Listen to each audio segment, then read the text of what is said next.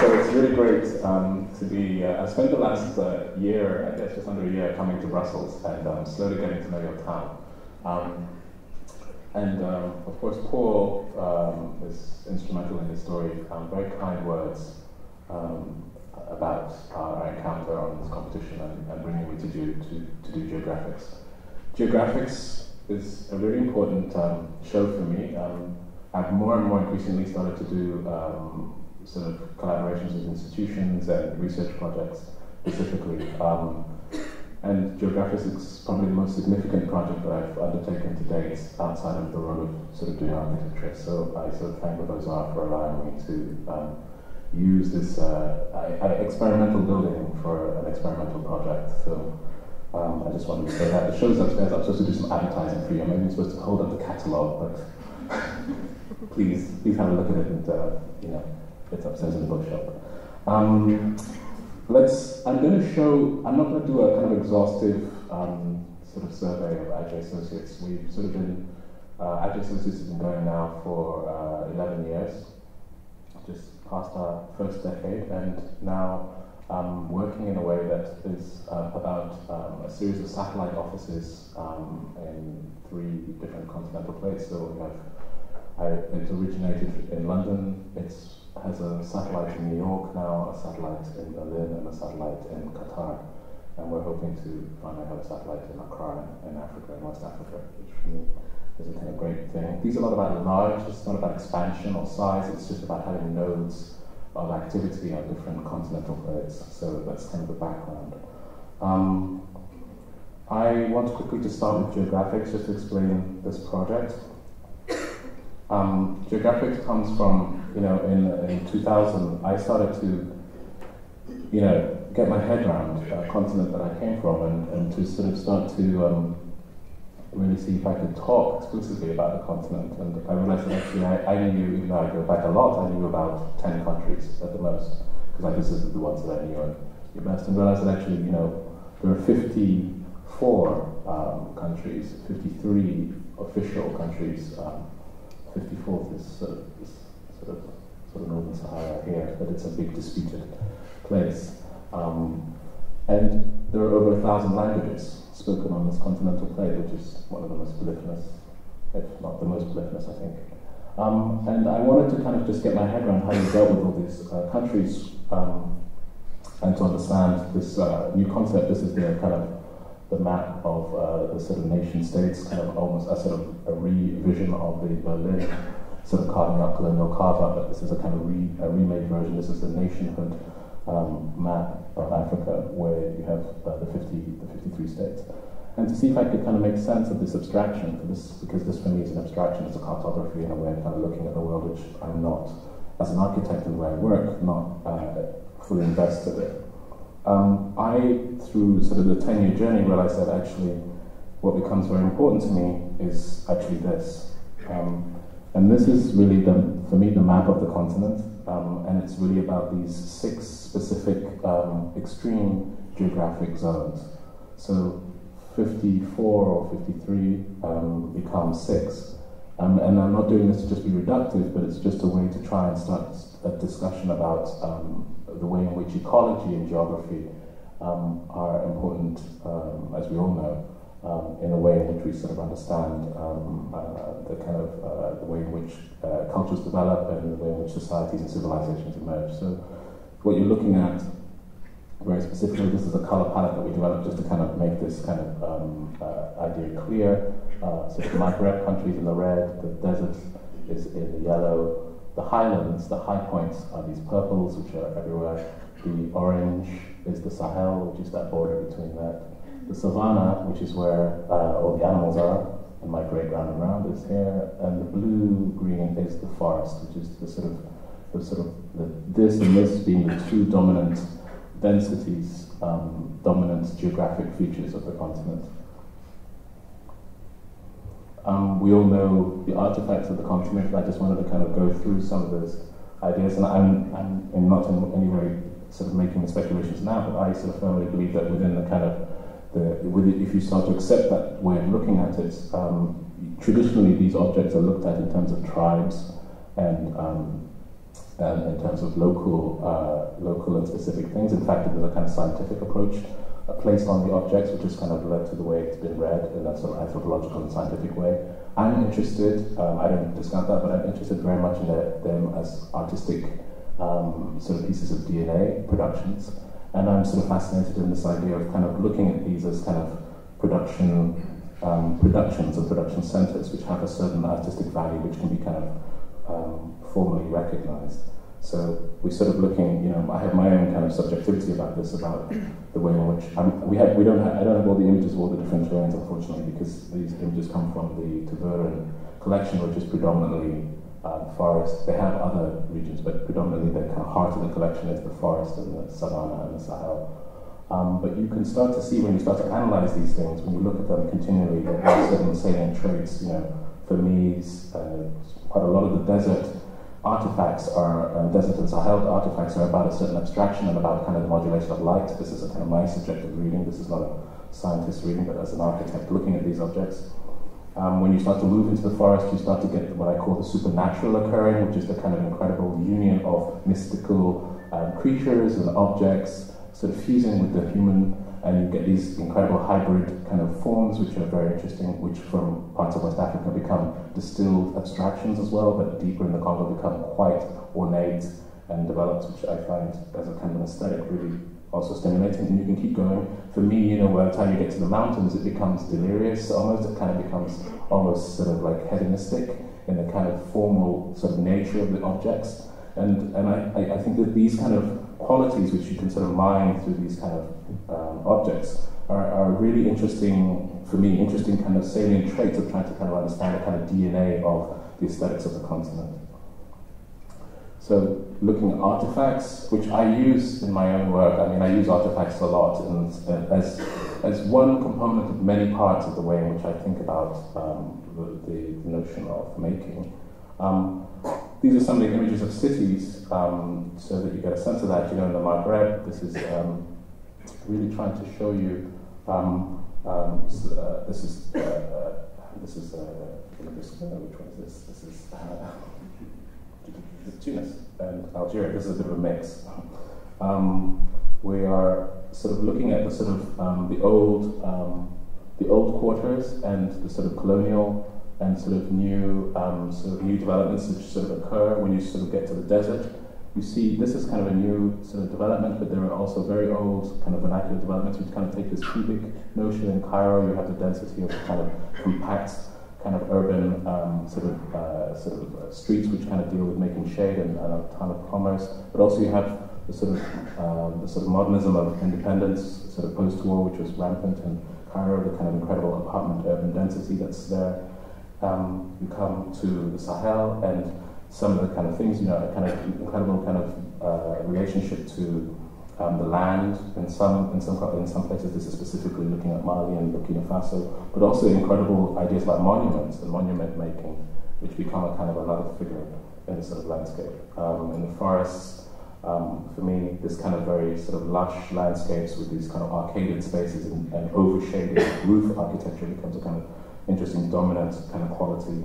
And savannas, again, this kind of blur between the two, and a kind of, in what I'm calling temperate climates, a kind of ability to kind of blur between the kind of range of possibilities. These images, when they're on their own, I guess, and I'm not explaining, can look like they're all joined together, but actually, when you start to kind of work with them, you start to realize these kind of salient qualities that are sort of going through, so you can see. So geographics is really, this is a kind of just, these are just my snapshots which I shot just the other day, so forgive the wonky, slightly out of focus, but I wanted to just show it to you. The entry really talks about this idea of the kind of mapping sequence, and then really what you're presented with very simply is through the enfilade of spaces, which the Hota exhibition spaces kind of present. I wanted to work with this enfilade and make compressions of relationships between the ethnographic, the contemporary, and the city, so that you go through a notion of 6 atmospheres, sort of curated through the sequence that we've been given to make as a space for the show, and in each atmosphere you encounter the past, the present, which are the urban conditions, and the kind of thriving civil society arts institutions, and some of the key sort of artists at each institution that was selected is sort of on show. The show is developed with two very important characters who are structural to the way in which, systemic and structural to the way this project has happened, and without them it's not possible. It's Koyo Ko, who has a company called Raw Material Company, who's in Dakar, who helped with the contemporary curation of the show, and Anne-Marie Boutou from the Taverne, who was instrumental in guiding us through the objects and working with the kind of curation of the objects and dealing with the kind of private collections that were brought into it. So this is really to do this. Even though you're looking at a show which might look explicitly like an ethnographic show, what we're trying to do is present an idea, not necessarily a completed idea, but a proposition which starts to look at the vast sort of details into these collections of geography, and also to try and talk about this condition of Africa now. So you move through these sort of sequences and these color bands, which are these colors that I've invented for the kind of zones, and you go from contemporary art. This is a kind of work by Manson Assis about Pan-African identity, and you move into sort of savannah, tones. What we've done is to always present the ethnographic works in the center as a kind of device which is sitting within the frames, always being framed in the frames, so that this kind of overlapping is kind of sequentially kind of being expanded and kind of sort of the scale of it also kind of being manipulated. You don't know what I think you are kind of presented in terms of scale, but that also kind of becomes a device which always leads you, like a sort of as a thread through the exhibition. This is a work by Adjaye, one of the artists that I've also got to know, who was introduced to me by Koyo, who is working, does an exceptional installation working with the notion of repair and artifacts and human repair. It's extraordinary work. And as you go through, I'll just quickly keep going through, you start to see this idea of these are just two images in the same space, this collapsing, this color fields that are collapsing and sort of reframing with these objects kind of continuing through. And then as you move sort of transitionally, you have moments where you have just a neutrality. This is sort of photography of the Niger Delta. And then again, sort of the forests being the kind of dominant area sort of has this sort of presence. But you can see how this sense of the sort of vitrine volume, almost a kind of chamber, sort of articulates these spaces and kind of changes the nature of the spaces. And then you have this, the respite of a contemporary show next to it.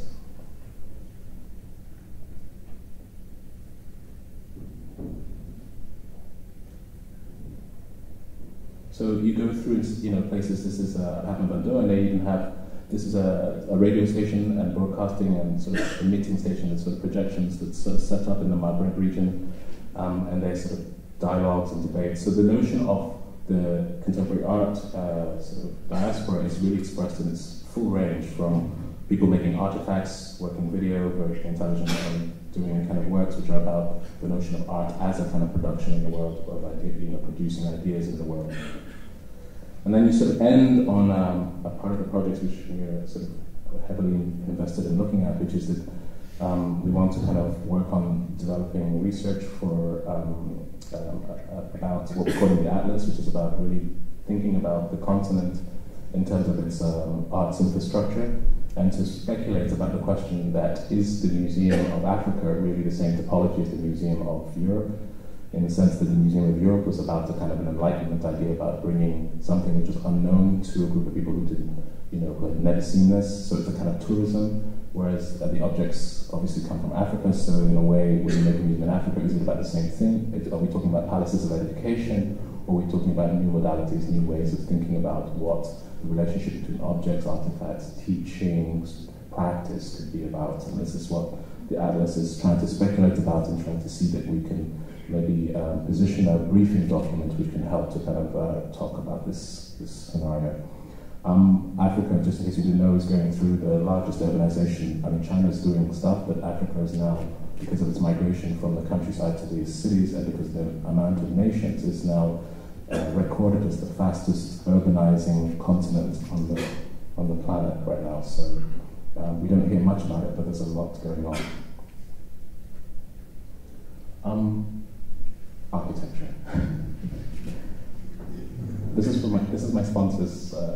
This is a project my sponsor helped with, but it's a very important project for me because in a way I sort of use it as a kind of test, and also a scale between the research work and sometimes the moment where you get close to an architecture. This was a project where I was brought in by a very important institution in London that deals with design, and they linked me to what they do every year is that they have a festival where they choose an architect and a designer to work on producing something with somebody in the industry, which can talk about certain qualities or certain concerns that they have. I was very interested in working with timber, which is a material that I'm sort of continually reworking and thinking through, and working through the idea of using timber to make something with a sort of macro dimension, a kind of massive dimension, but a single detail. So really to work almost like a kind of distill joint, to make a kind of horizontal and vertical joint, and to make that the only premise for making a construction. And then from that construction, sort of notice its formal qualities in terms of how it modulates light, how it deals with entrance, aperture, how it starts to negotiate notions of porosity, closure, and enclosure, etc. So this is just the early images. This is the plan and the roof plan. So this horizontal and the vertical is what you're seeing. So this horizontal and the verticals are all the stubs coming through. So basically you have three columns, three fields of columns, and then sort of the beams which are connected, and then the negative of the columns are above, and then where this is a giant sort of floating roof beam which sits on these three columns. It was made as a pavilion. I made it as a pavilion, a sort of pavilion next to there was a market that was set up in the South Bank, the south of London. So working with American hardwood, we sort of developed a timber that was impregnated with oil so that we could have a kind of a sustainable sort of outdoor softwood. It's a softwood which has been impregnated, so it sort of has a life cycle of a hardwood. And this detail is, so you can see the expression of this detail close up when you see it from above. So it's a sort of building as a kind of made sort of geometry, and you see this idea, this connection, which is this bolt connection, which kind of makes the whole construction. And then as you approach it, this notion of this two-way thing, so just really making very sort of precise erosions, which then start to kind of articulate the way in which you sort of understand the formal qualities of it. And then as you approach it, the way in which it interacts with light, when the sunlight is above it, and when the evening light, artificial light, sort of hits it. And just sort of looking at notions of the sort of the framing and the nature of it. This has been very important in a way. This was a prototype project for me, and it sort of appears in the end project where we're doing another thing, but it's sort of helpful to put this as a gate post to it. But in a way, I also use within the practice now these scale projects as prototypes for other ideas which expand later in other projects.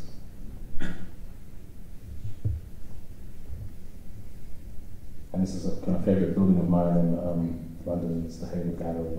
So I made the window frame this rootless building. And in London, they're destroying all these buildings because everybody obviously thinks they're very ugly. But for me, the sort of utopian power of that period is something which I think our generation easily dismiss, and I think is very important that as we kind of move to a kind of risk-free sort of kind of environment, that these kind of very powerful utopian projects, which are difficult, we find ways to try and make entropy to these projects, because I think in 50 years' time alone, they'll become very precious.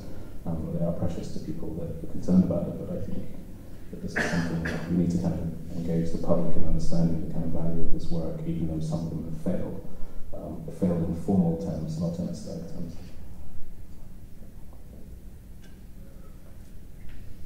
Sorry. Okay, then I wanted to also show you, in terms of houses, so in the way we're sort of going through types. This is a project in Brooklyn. I'm sorry they didn't have a site plan, but it's in Brooklyn, New York, which is the other side of the island.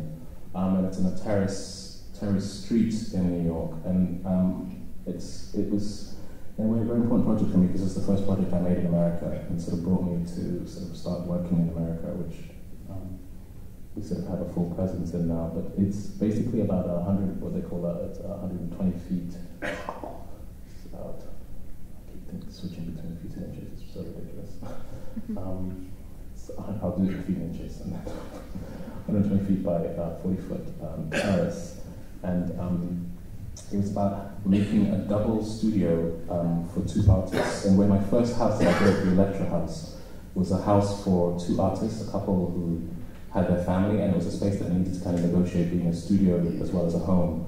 And in this first commission in America, the two artists, Jim Casabian and Lorna Simpson, wanted me to kind of make a space that would act as a double studio for both of them, but also be a place where they could have their guests, because their main house is around the corner, where they could have guests also stay. So it had this ambiguous role between studio production as well as informal sort of guest house. I kind of was very interested in the notion of making a home which would set up a series of thresholds and a series of kind of spatial devices which would articulate these ideas that were being discussed.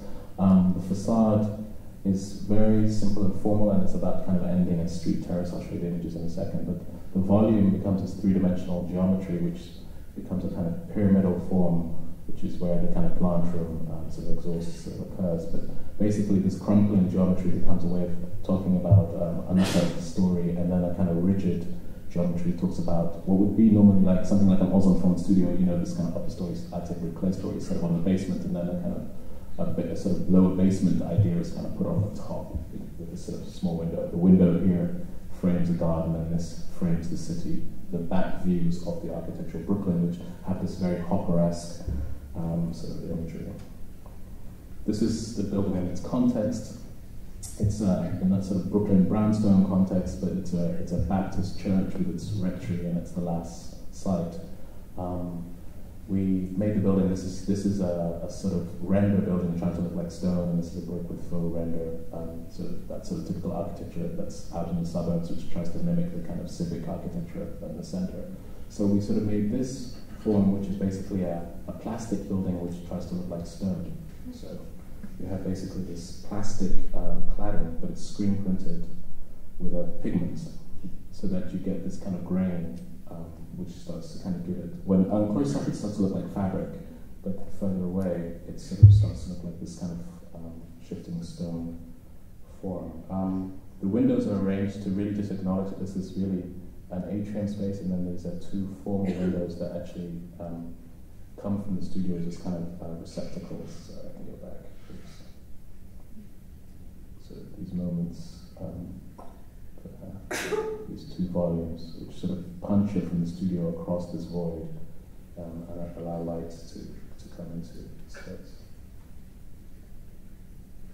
The entrance is that void cavity, and really it sort of in a way allows a kind of gathering space where a stair takes you up to the upper studio, and then you can come around to the lower studio. I'm just going to show you two quick images, but this is that notion of the basement studio, which is like a sort of top-lit studio, like a sort of sky studio, and this idea of this clear story moment which frames this sort of back architecture of this sort of Brooklyn terraces, which are really powerful. Jim Casabian makes models of architecture, traumatic architecture removed from their context, abstracted and rephotographed in a way, sort of excavating the trauma out of architecture and then remaking the image again.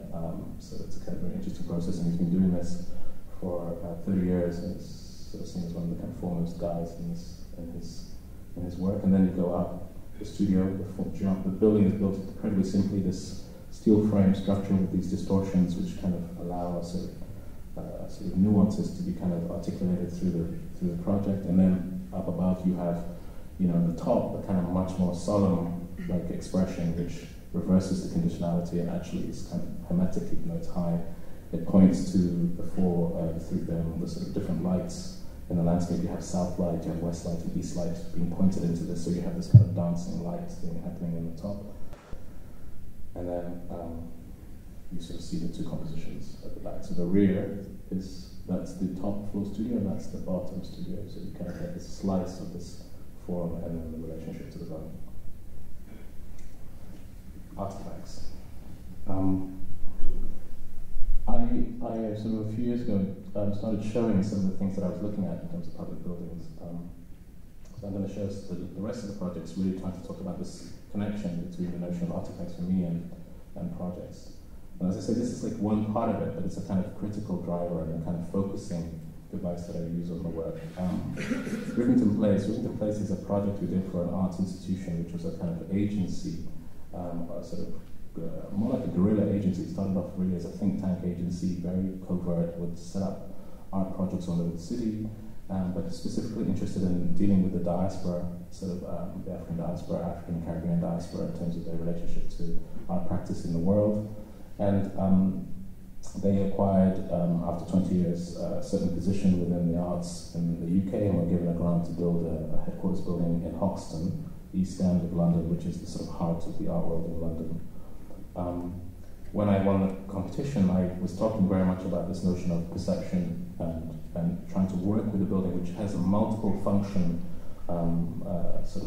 program to it. It's a library, it's a cafe, it's a gallery, it's an education space, it's studios for artists, it's rentals, it's kind of the agency's offices. So it's all these kind of multiple scales, and that alone makes a very interesting programmatic scenario. But I didn't want to make a building which just expressed all those things as a kind of composition. I wanted to find a device which would connect it back to a kind of artistic tradition, and also kind of make a kind of device which would start to talk about the nature and scale and monumentality or lack of monumentality of this moment that occurs, and this idea of this building in its context. So I was very fascinated, and have been very much for, I mean, a lot of people are kind of talking about it in parametrics, but this idea of geometries which are kind of parametrically distorting and kind of, kind of naturally kind of forming to the geometry of these bodies and sculptures, to kind of use the same triangle, but to kind of find its kind of expression in different ways. And this kind of device and repeating is happening in these artifacts a lot.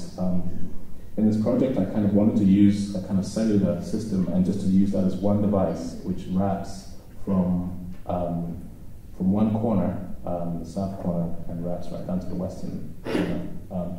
It's half a meter here, it's 3 meters here.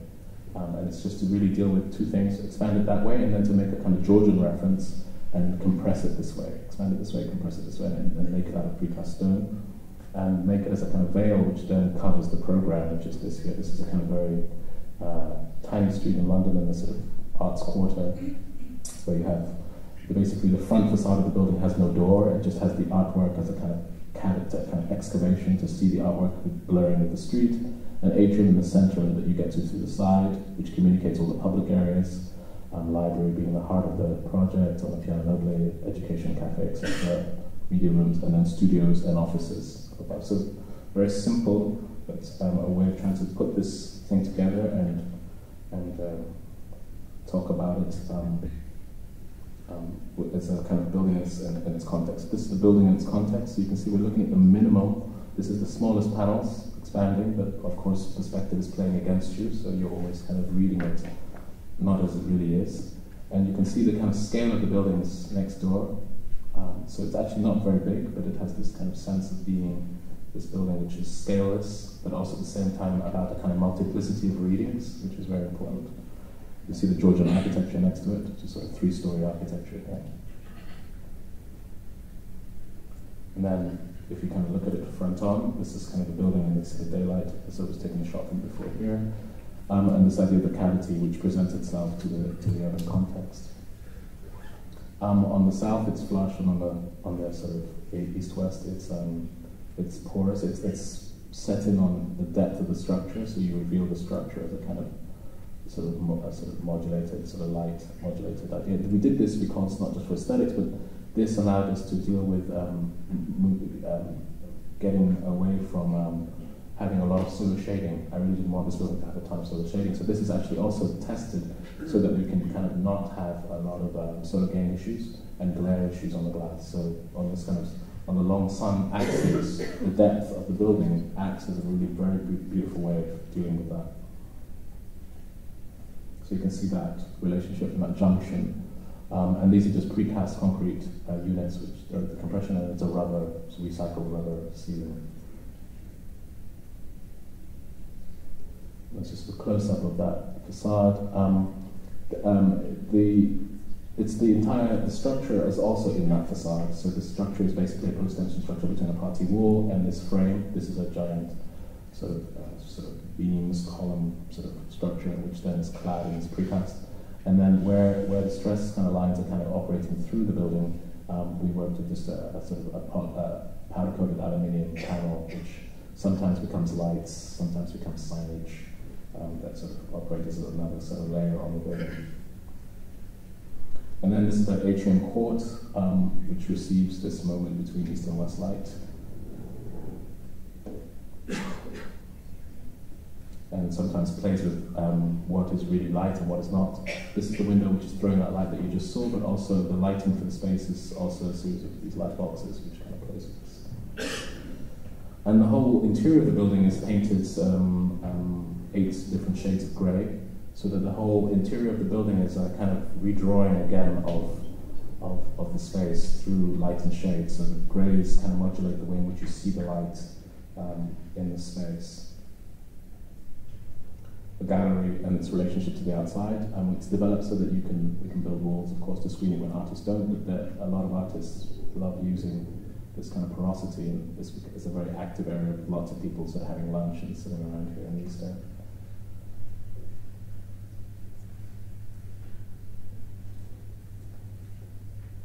And then the back of that sort of atrium space, this is what you're looking at. You can see how the tonality works. And the shade is sometimes reinforced and lightness is sometimes accentuated depending on what's been discussed. And then education spaces, when the windows turn around into the building, the integration of services and certain framing of like very important graffiti art from the 80s. This was very important to kind of play with. And then just looking back at that atrium space, coming out, looking back. So these public spaces, like the cafe, the galleries, the libraries, etc., all work around this void. And this is the main library, which is then a kind of play with light and books. And then a small auditorium, which also kind of comes off that sequence, which this retracts away so that this can become a media space as well. And then the offices, so you can see how it works in the rooms where you have, basically we worked with our client to say that actually what we wanted was that when you were sitting down, you didn't get a horizontal view. You got a view to the sky or a view to the ground down below. So it's all about up and down and not in the middle. And then up above, you have the sort of atelier spaces, which traditionally this would all be north light. We just wanted to play with the idea of the window and then accentuating the way light falls in these spaces by scalloping different dimensions.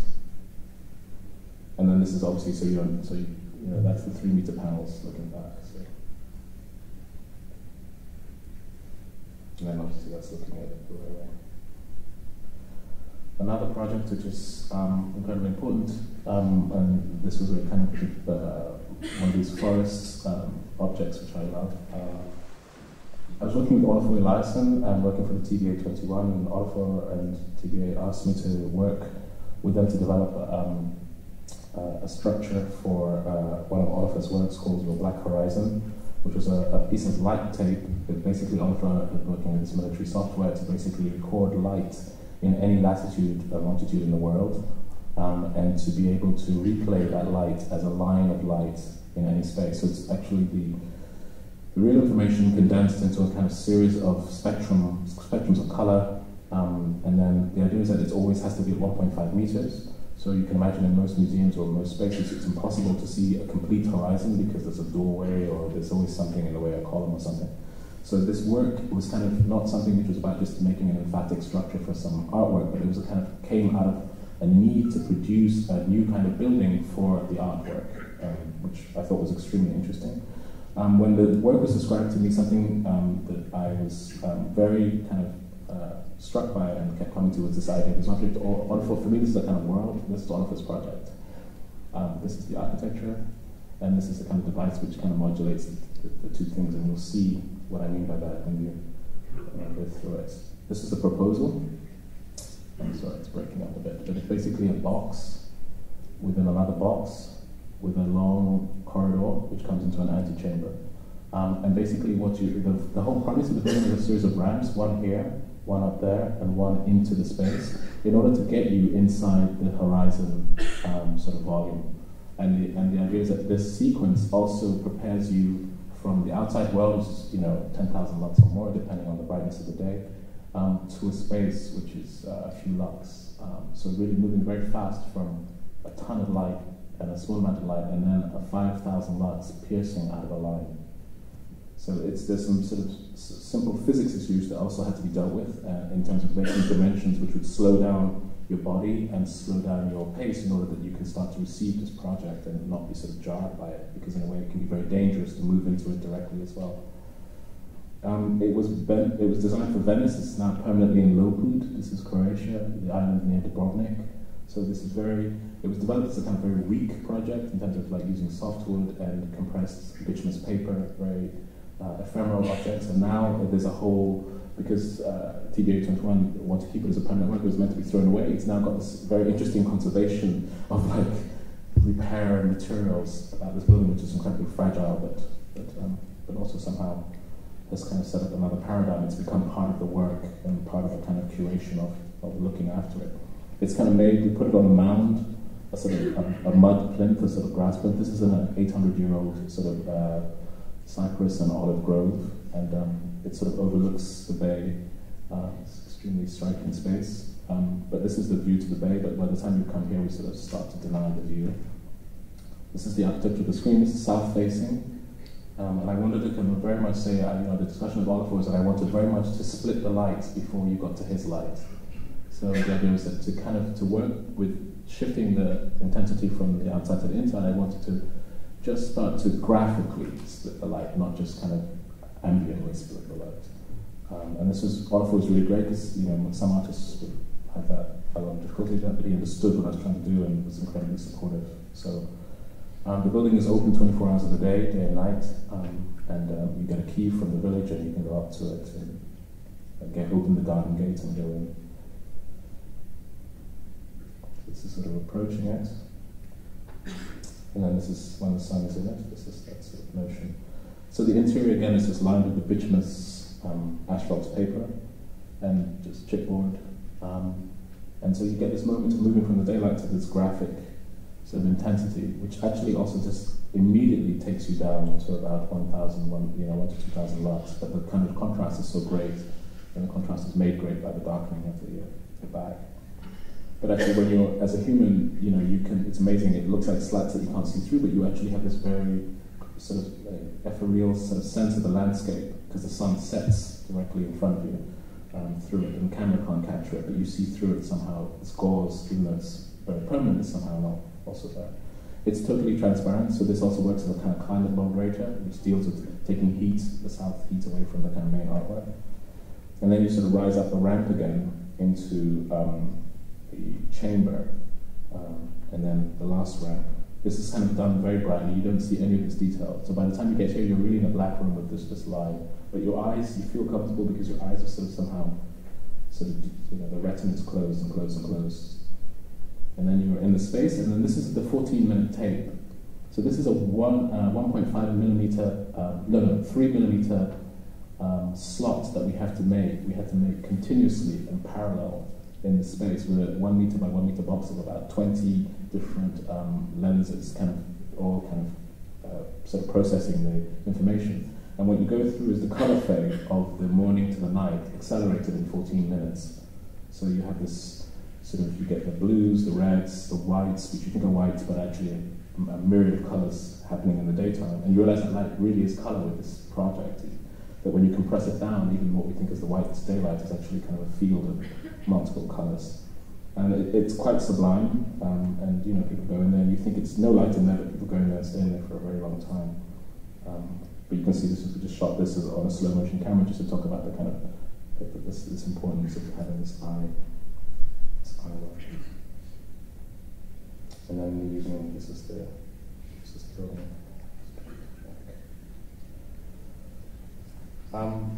So from an art project, I want to go to a sort of ubiquitous civic project, one about a certain kind of porosity. I won a competition to build a market building in Wakefield. It's in Yorkshire, in the north of England.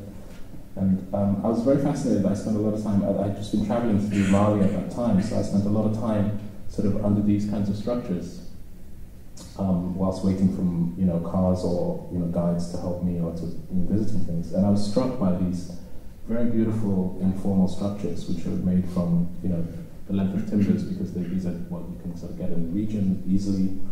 because of the kind of sort of landscaping geology, kind of allowing certain growths, certain lengths of timber. But this kind of informality of the structure and the way it was ubiquitous in certain parts, this is in Adjaye, that sort of middle of Mali, was really powerful and inspirational for me. I don't think what I did was anywhere near as good as this, but it takes its kind of emphasis from this, which is to say that something which looks like nothing can become a kind of really powerful starting point to an idea about a structure. So when I was making the composition for the market, I said that it would be great to make a market where it's kind of at the civic junction. This is the main roundabout where all the transport comes in, and the cathedral is just here, the center of the city is here. It would be important to make a structure where the welcome moment is really the kind of canopy, a notion of an outdoor porch, which welcomes citizens, but is also a kind of fruit and veg sort of porch here. And the market was a mixed market. It had, clothing, everything.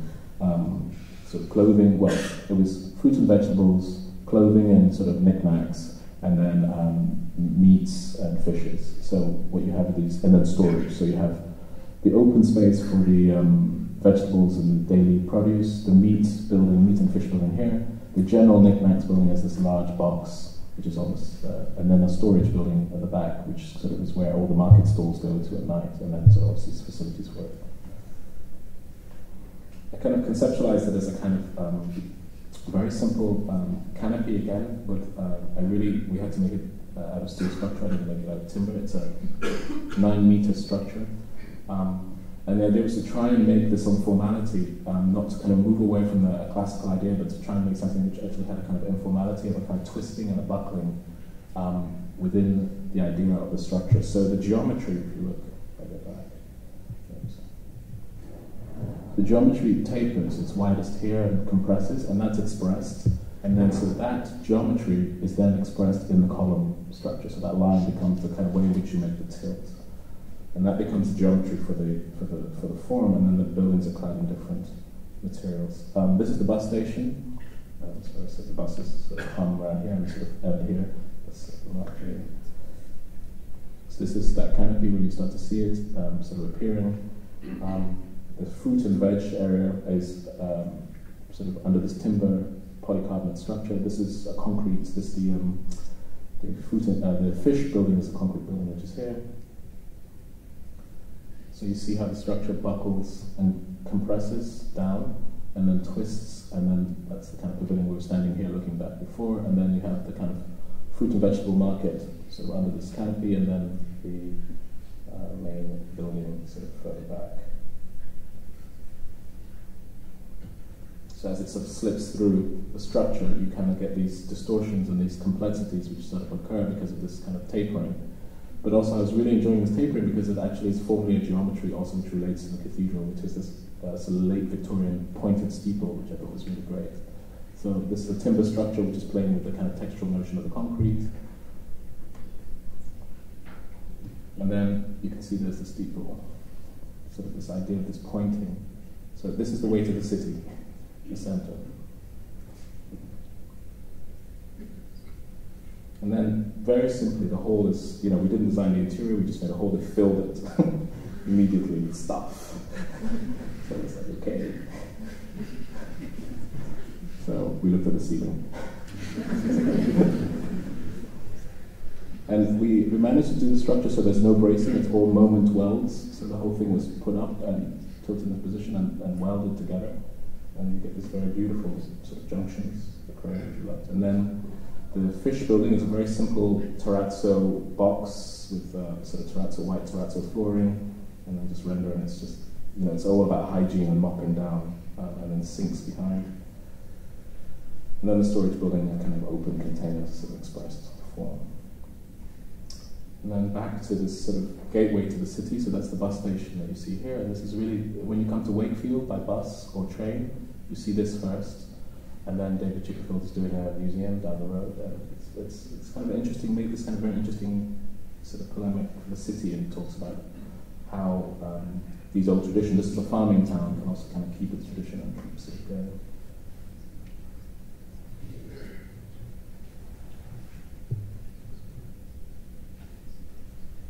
Okay, then I'm going to jump in scale phenomenally to another project, This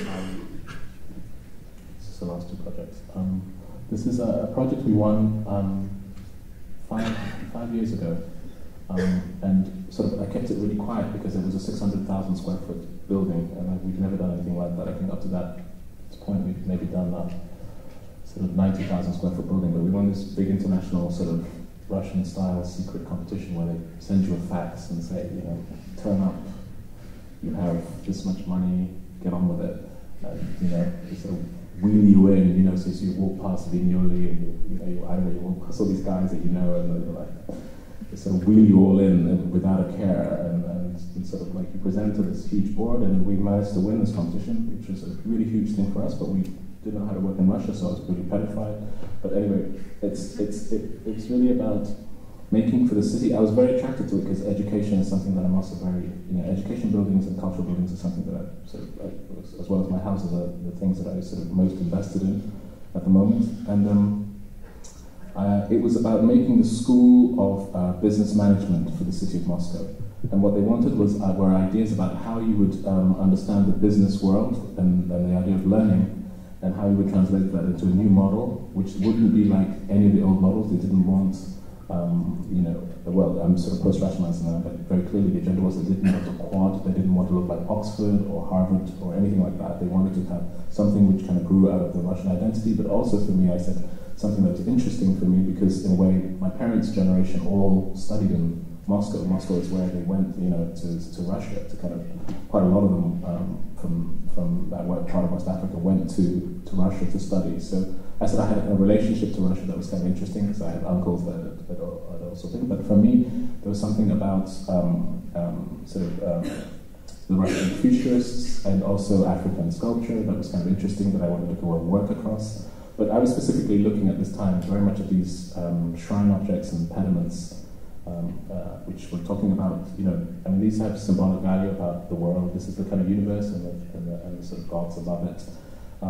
But this idea of worlds and bodies, just formally forgetting the kind of ritualistic stuff, is very interesting to me. And this idea of scaling of forms on tables, plinthing, seemed like a very interesting project to maybe use as a conceptual driver for this idea of this school. I mean, basically, those of you who know Moscow is, you know, 3 months is when you have sunlight, and then the rest of the time it's under snow and a lot of rain and clouds. So it's really much more severe than even Northern Europe.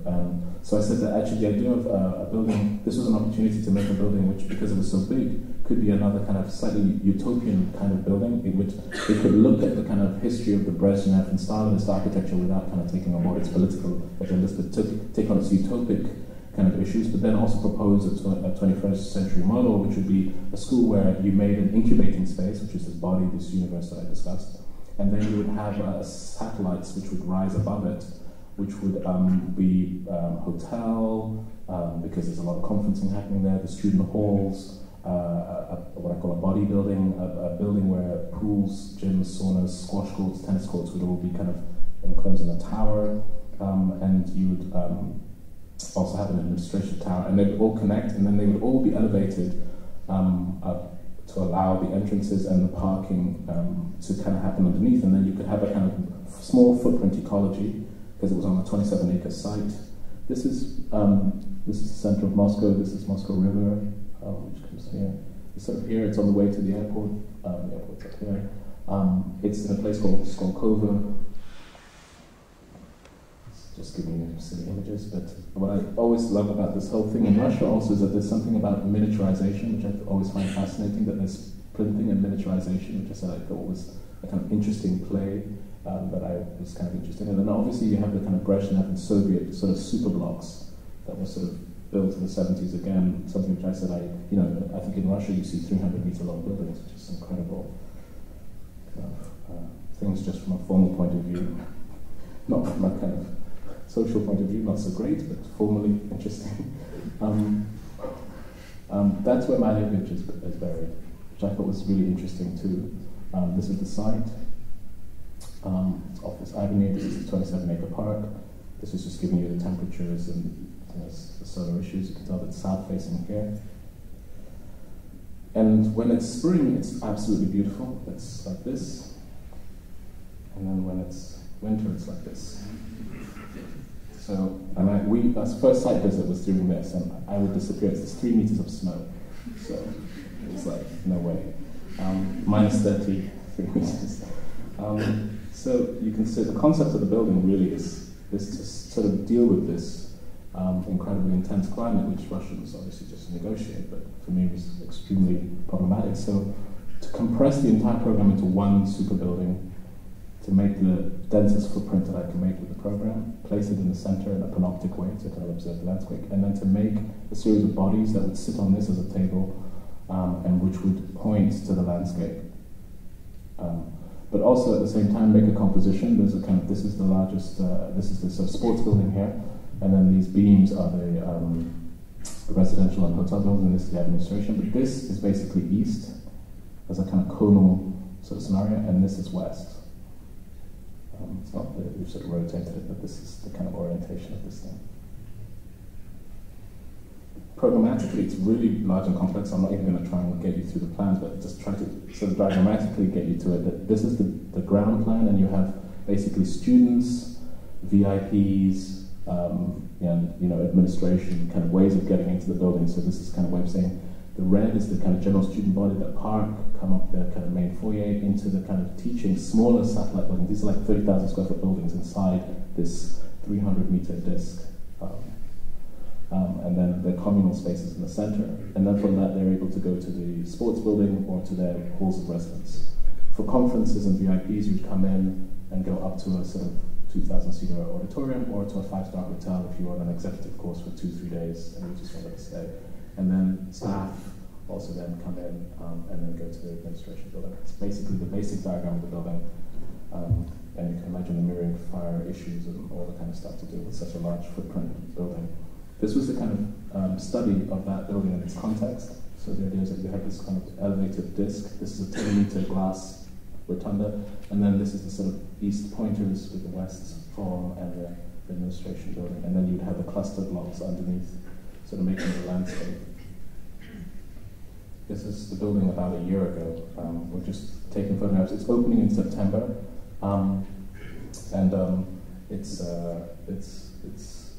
it's just won a really fantastic award in Russia, which we're really proud of. And Medvedev opened it about a month ago, but it's not finished yet because it's a political date set in the calendar, I think, years before.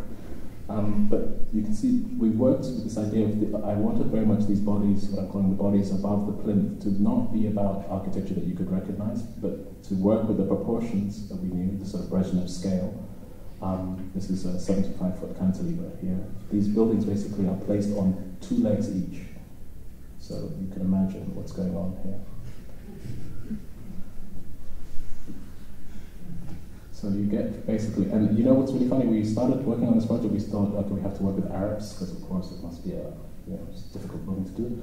Arabs over-engineered these buildings so much, they couldn't afford to do it, and we got the guys who did the Brezhnev architecture buildings who retired to engineer this. And they did this in concrete. And we were shocked because it has to be steel, it's a steel building.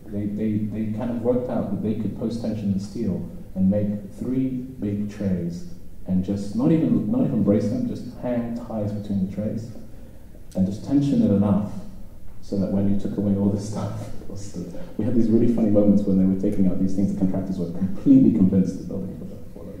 It's really funny. I thought it was in the 1920s or something. But, so you have basically, these guys managed to engineer this building and reduce the structure right down. So in the end, what was supposed to be a steel building by modern computation was actually easier in a concrete structure.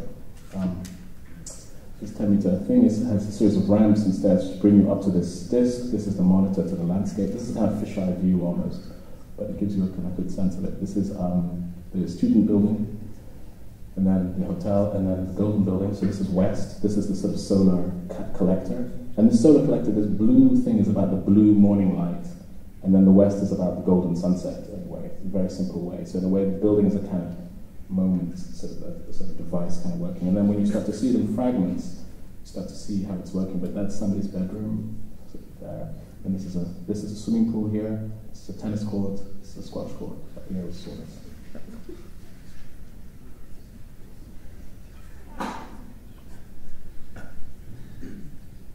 it's all glass. It's all glass tiles. The entire thing is there's no it's glass tiles on the whole thing. So it's basically a pixelation of glass tiles, and then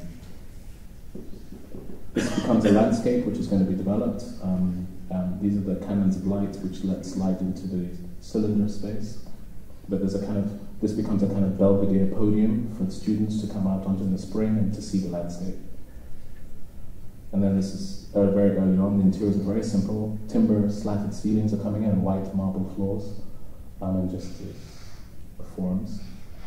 And then just very simple concrete frame, sort of painted, and you can start to see how we're starting to deal with those windows, where you start to get these sort of pictures that are occurring. Each window composition is totally different, so each student has their own composition of window. And then this is the tennis court. This is 12 meters of window. So you have this, and this is a swimming pool before the water. So this must go back here. So. And then you can start to see that edge condition as we sort of developing it.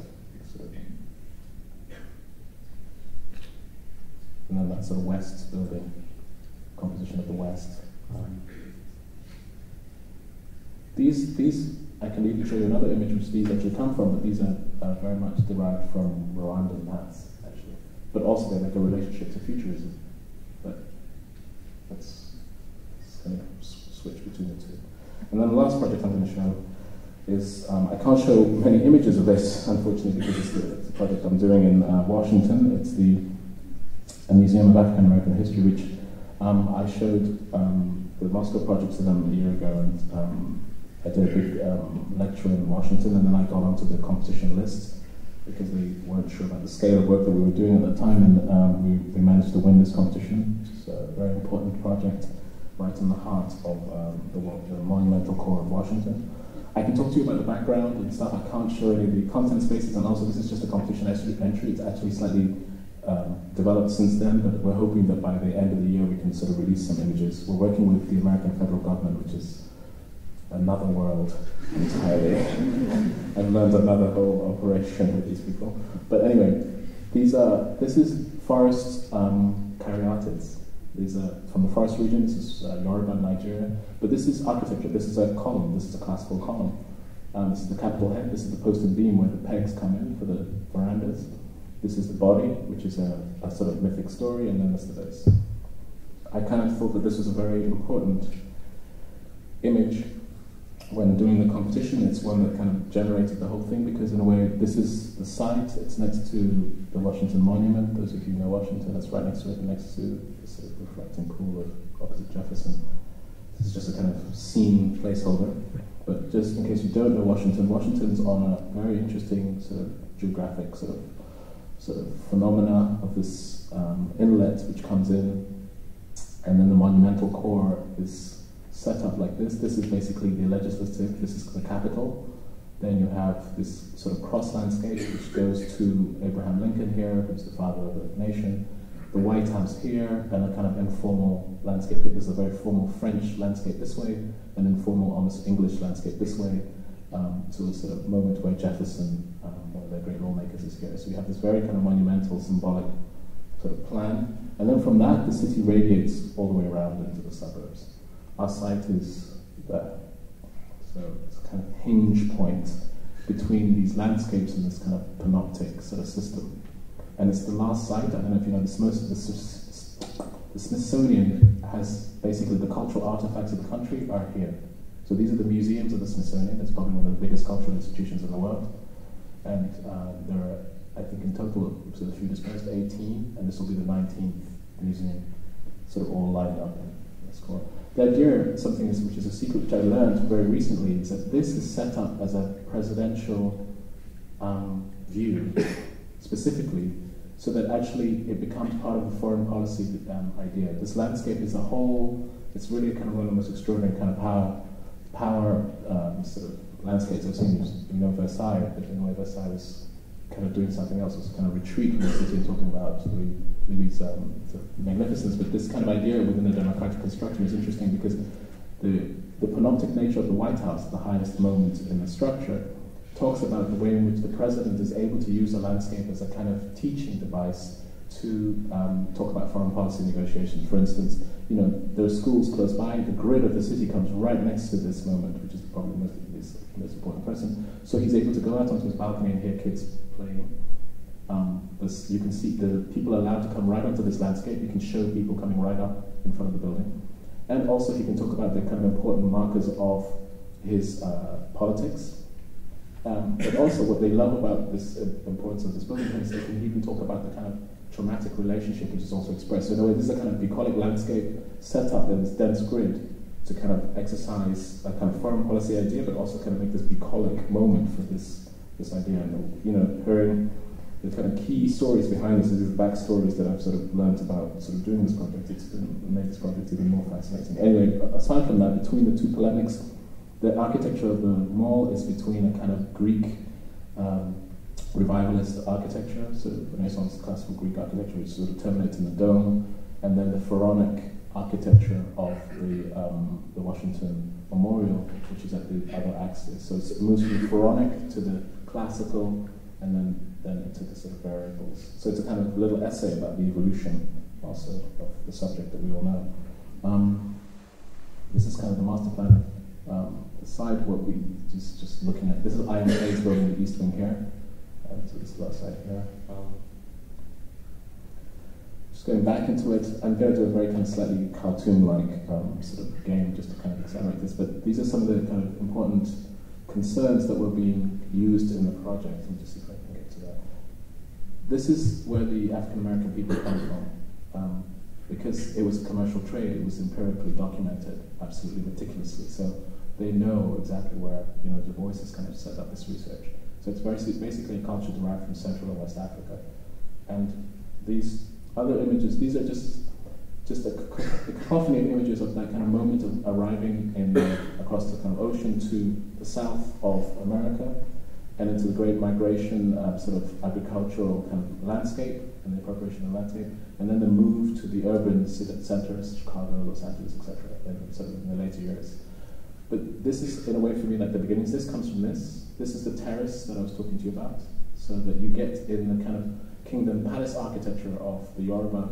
This is the veranda space, when it's a very kind of important place. But the porch is a very powerful place. And for me, I love this image juxtaposed with this, because in a way, also, this becomes the image of the African American community in the rural landscape. It also becomes the identity, even in Brooklyn, and the urban identity, the idea of the porch. So I said that I thought that was very interesting to take this form, which comes from this, and take the capital of that form, which is operating for me both as a capital and as a crown, and to distort it through the American experience, which is this landscape and the urbanization and this position, to see if we can make an architecture which is also a mutation. If the kind of culture is a kind of mutation from one place to the other, can we do that with the architecture too? So these are just talking to you about the reference images that we looked at. Some very simplistic sort of relationships about kind of form and geometry. So really kind of this idea of an uplift, and this idea of this uplift geometry being kind of critical in terms of the form. The reason why we take this uplift geometry kind of symbolically is a kind of resistance form, but also it's a kind of form which we use as a kind of way of identifying the nature of the African American community in terms of their resilience and this, you know, using spirituality as a kind of device to kind of make their emancipation from their kind of oppression, the moment of kind of being slaves to kind of being, you know, now a president in a culture. And this idea of the agrarian landscapes and this new world. And in a way, simplistically, because this is a bit I can show you, there's loads of these. We made these cartoons to talk to the board about how we were kind of bringing these things together. We're sort of very clever. Anyway, somehow this is like the magic trick, and then boom. So, I mean, we have this animation, but I couldn't show it. But anyway, this kind of image really kind of encapsulates almost everything, which is that this is the mall, this is that end. We want to make this 120-foot kind of canopy structure on these double beams, which are held on 4 columns, holding a content, almost like a crown above your head, which is then to make an open room, a public room, that you enter, where you stand almost like a caryatid in the center, connected to the body above you and the content below you. So it's this kind of moment of a public space which engages you with the content of this place, of this history, which is a kind of fraught history with celebration and sort of trauma. And so this moment of trying to understand it is kind of expressed in the next slide you'll see, but essentially this acts as a plinth, this is the object above it, and this becomes a public space, a vast public space for Washington. This is south-facing, so this is about the shade. On the other side, it becomes a kind of plinth which kind of emerges to the Constitution and makes a kind of civic entrance. When you go through it, you come into this moment of the caryatid, which is basically to place you under the stalactites of timbers, because the whole body of the exhibition space is this timber vessel, as it were, that's suspended in the space. And it's sort of this frozen shower of timber, which is kind of coming at you. So it's a kind of trauma, but also a kind of pleasure at the same time, which is the kind of sort of narrative of the kind of main space. There are these other narratives as you go through the space, but this is a kind of the sort of grand public free concourse which slips between the two urban blocks and allows you to kind of go through. This is that threshold moment between either ends. And then it has, I mean, I can't show you the internals, but it has this moment where you have probably the best views of the entire monumental core. There's Abraham Lincoln there, this monument behind it is the White House. So that's enough. Thank you very much.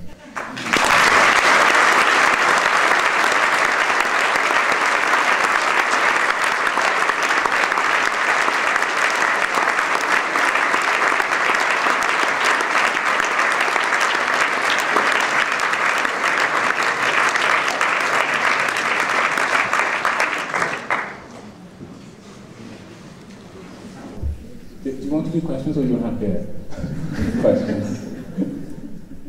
Okay. How do you do it? Does somebody go there, or do you stand up and shout? I don't know. No. Do you want to stand up and shout? Thank you. Good evening. Good evening. I wonder, how did you manage the scale shift in your practice? The million-dollar question. Yeah. You know, usually when you start with houses, you're cursed. You know. You're cursed because they say if you do houses, you can't do anything else. I don't know, I feel, for me, I don't look at scale. It's always the operations, and I'm trying to show you the small things to the large things. I'm implicitly interested in the idea, and what is the driving notion of the idea. So I think for me, my way in which I sort of think through my work, through certain things which are scaleless, helps me to kind of translate those ideas, if I'm being absolutely honest. But this is a post-rationalization, and you can tell me I could be wrong, but I think that this is how I do it. It's definitely not a kind of secret formula. I kind of, you know, I may be doing something very small, and the concept is still this idea. So for me, I think that keeps me sort of focused on what the essential kind of moves are in the project. Like in a project like Russia, to make it look so simple, we had to fight so much, but we had to have reasons for fighting. And it had to be about remembering what the kind of clear moves were all the time, and how we could add to the kind of program, which was incredibly kind of fast and shifting, but somehow still contain it. As in the same with Rivington, you know, it's about trying to understand, for me, a scalelessness, but not trying to be inhuman, and at the same time, a scalelessness which dissolves when it encounters the person. Any other questions? Oh, there's a guy. How important in the design of houses and settlements in Africa is the geometric design, the so known as a fractal? You may like to relate that either to the 6 regions, geographic regions, or to your work, the work that you are doing. I think that my work straddles between all those kind of notions. I'm very interested in the fractal geometry, which is about the mapping that you see both, you know, there's some very famous books which talk about the sort of fractal geometry of the continent from hair right through to settlement patterns. These are all abstractions which are absolutely, for me, profound in terms of insights into the work. But for me, I'm not interested in a kind of mimetic, simplistic mimetic. I'm interested in a kind of translation of the DNA. Because I'm interested in operating in my time now. So I'm not trying to I'm not interested in sort of, even though I'm using these artifacts, I'm not trying to somehow replicate them. I'm trying to kind of understand and work through them. I'm using them as lenses. If you see what I mean. Question over there? Yeah. It's about the scenography of the geography. Yeah. I am really shocked by the way you show the primitive art. The way you show the... You showed the primitive art on the primitive art. Oh, okay. On the big box, on Okay. the middle of the space, Mm-hmm. and you all artwork around. Yes. I would like that you explain us the new choice on strategy. Yes. Okay. Well, there are a couple of things going on there. One, there's a critique you can apply about. For me, there's a kind of discourse about the notion that these artifacts, which are actually everyday artifacts sometimes, or sometimes very sacred, ritualized artifacts, have become so commodified by the commercial world that in a way they have taken on another status. So there's one to do with the kind of protection of that. But also at the same time, there's something very interesting about actually, when you go to most institutions, sometimes you have retreats, but they're usually against things. And I wanted to kind of set up a scenario where you have a kind of 360 relationship to these objects all the time. All the time you're able to kind of take your vantage point around it, to kind of deconstruct the vantage point, which is usually constructed for you, which is under a dim light and a focus, and under daylight. These are under daylight. There is a kind of relationship that you cannot have these objects unless if you protect them. You just can't have them. So the question is, how do you protect them, but how do you kind of reverse the gaze?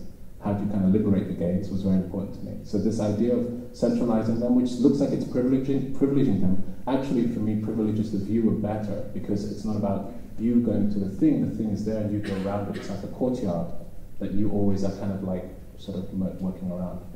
Also, I think for me that kind of starts to kind of work with the idea. We worked with display cases and turned them, for me it was very important that they were very large, so that they became almost like sort of these glass atriums inside the space. It's almost as if the space has been cut with these forms, so that the notion of the light, which is Horta, I'm also playing Horta, the Horta's thing is kind of like being brought three-dimensionally down into each of these rooms.